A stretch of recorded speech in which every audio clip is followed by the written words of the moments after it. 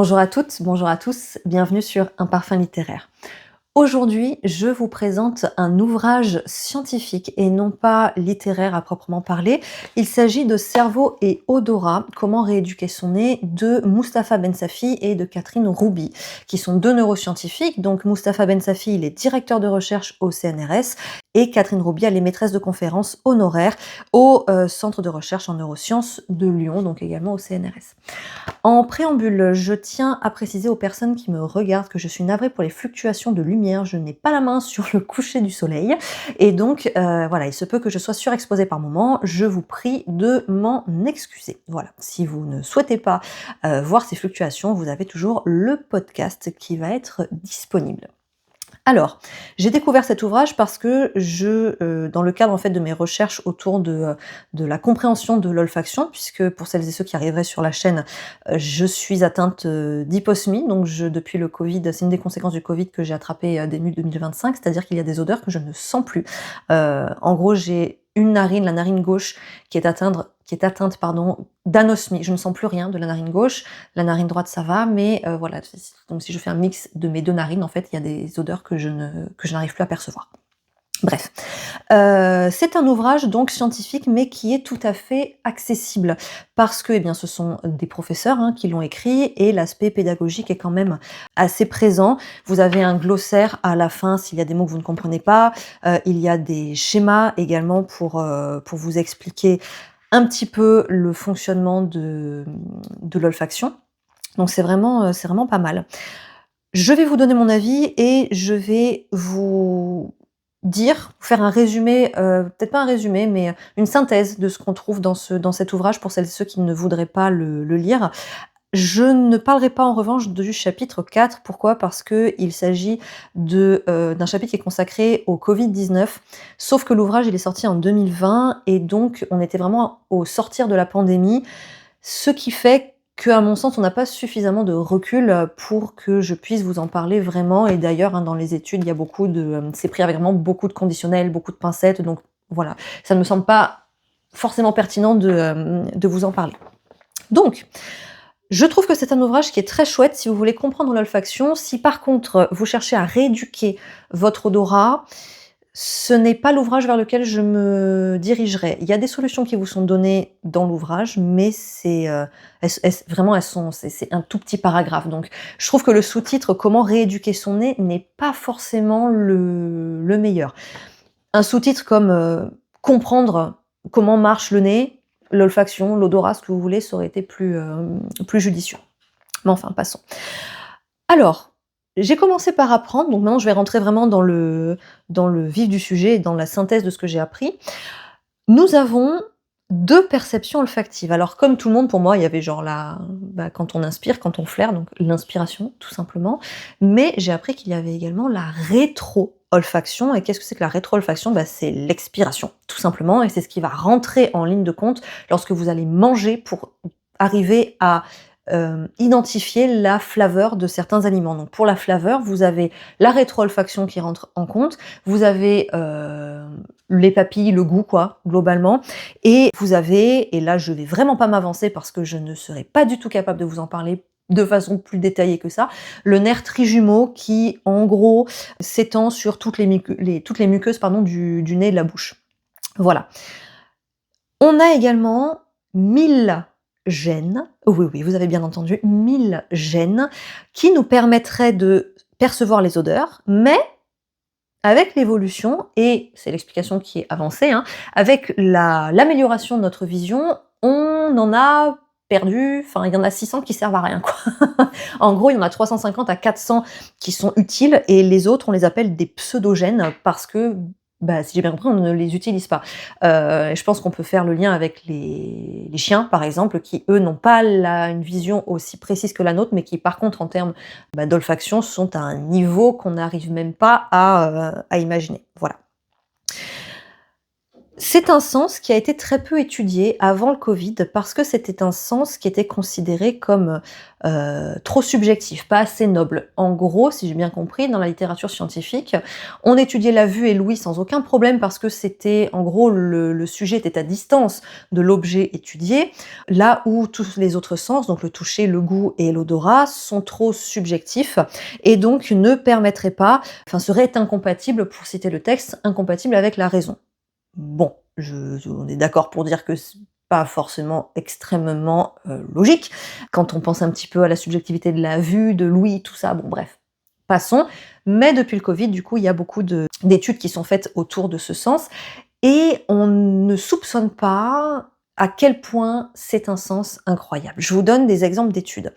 Un bébé, un nourrisson vraiment qui vient de naître, on lui a présenté, différents liquides amniotiques et l'enfant va vers le liquide amniotique dans lequel il a évolué parce qu'il est capable d'en percevoir l'odeur qui est différente des autres. Déjà, rien que ça, c'est fou.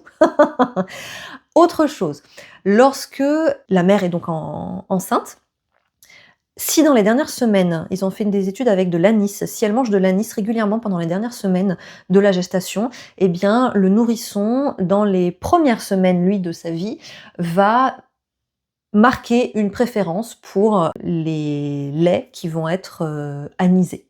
Voilà, c'est c'est fou et c'est pas quelque chose qui, reste uniquement sur les premières semaines. Autre étude, il y a quelques années, on donnait du lait en poudre aromatisé à la vanille, aux bébés en Allemagne et on a pris une partie de la population qui donc a été nourrie entre autres par ces laits en poudre et on leur a demandé de choisir entre 2 ketchup, un qui était, mais on leur a pas dit, un qui n'était pas aromatisé à la vanille et un qui était aromatisé à la vanille, mais de façon extrêmement subtile. Vraiment, il y avait quasiment rien en vanille dedans.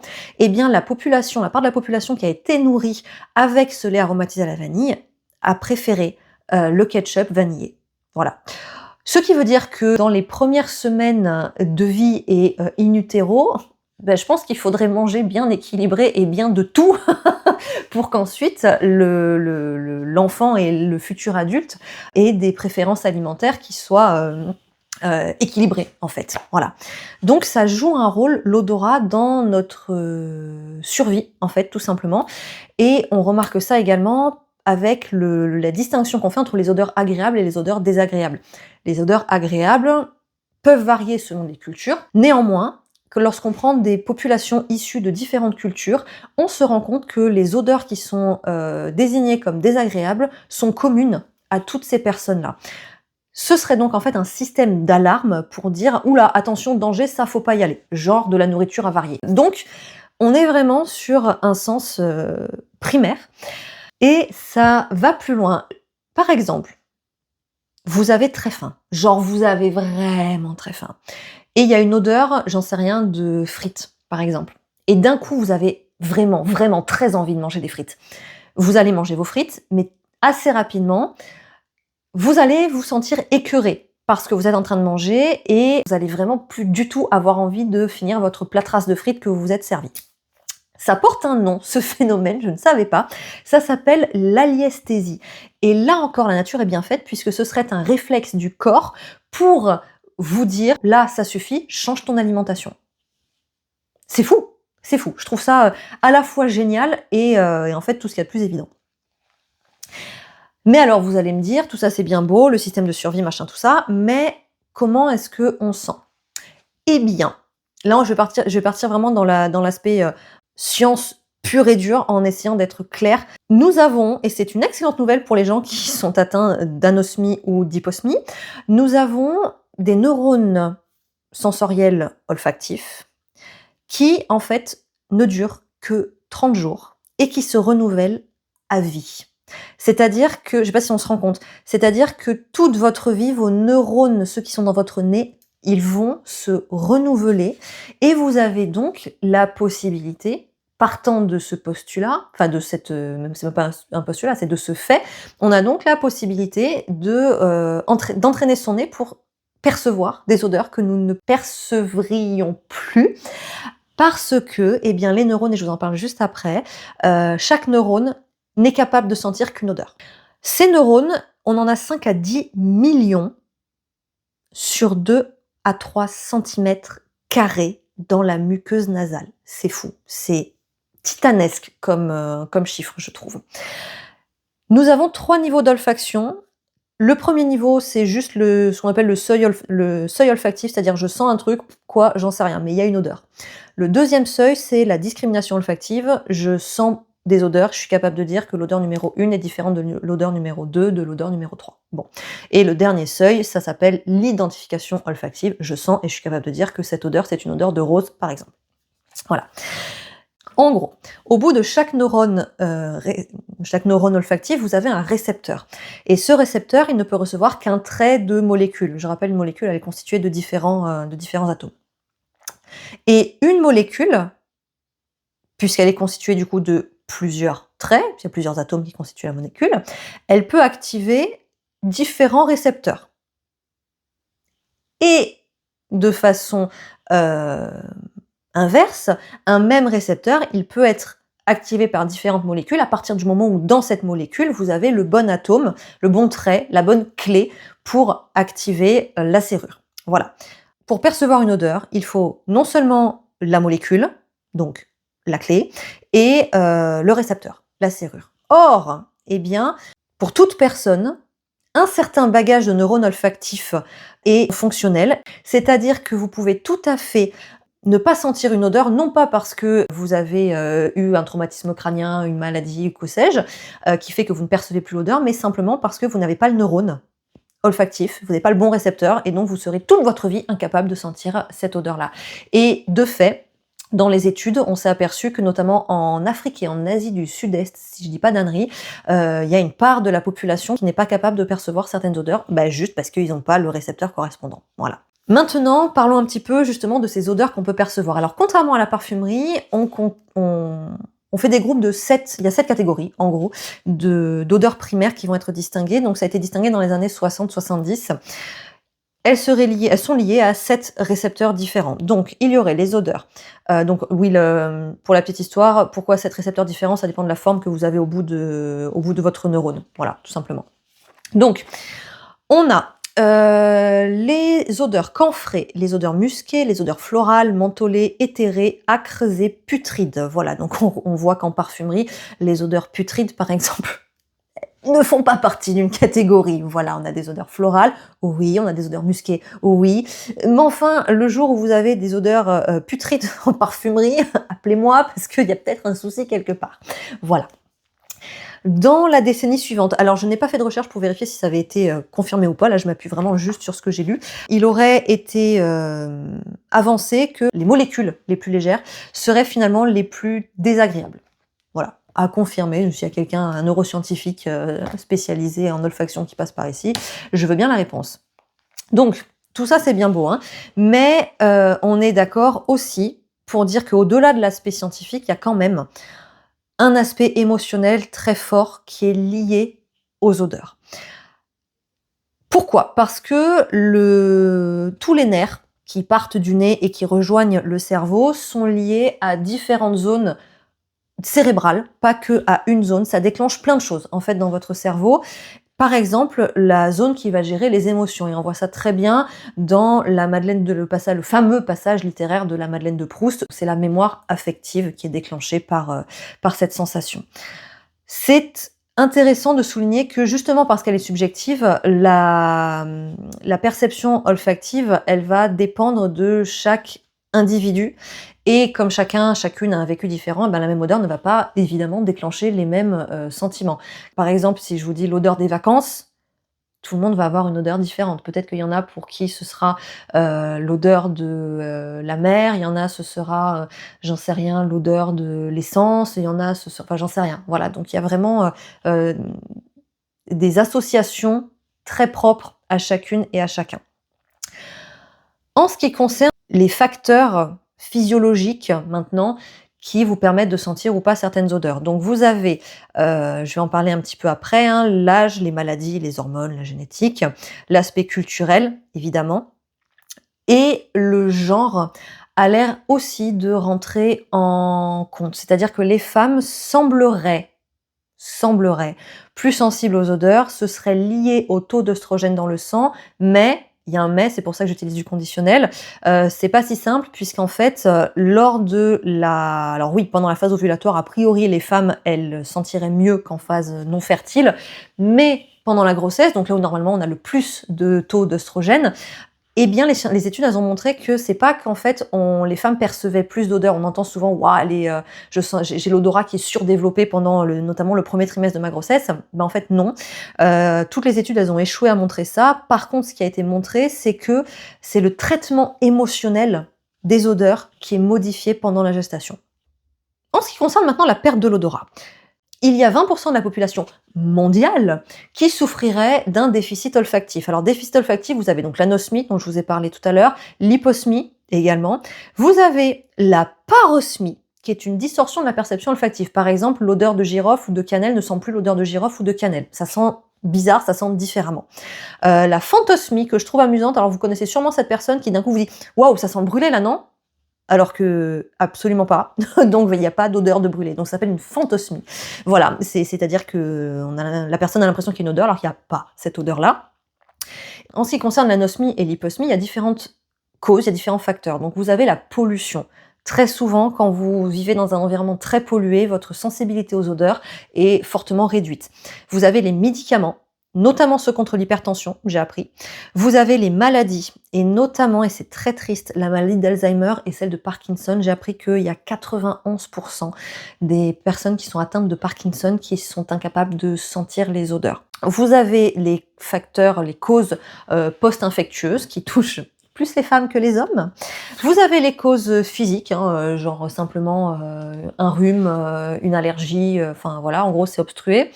Vous avez des raisons post-traumatiques, on vous a éclaté le nez à la boxe, il se peut qu'il y ait quelques dommages suite à ça.